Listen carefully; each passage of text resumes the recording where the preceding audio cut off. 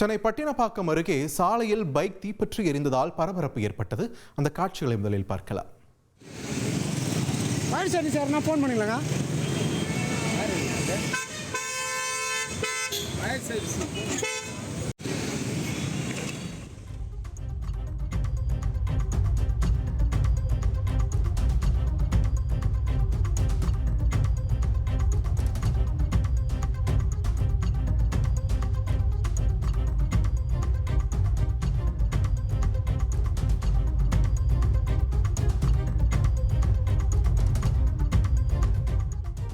சென்னை பட்டினப்பாக்கம் அருகே சாலையில் பைக் ஒன்று தீப்பற்றி எரிந்ததால் பரபரப்பான சூழல் அங்கு ஏற்பட்டது.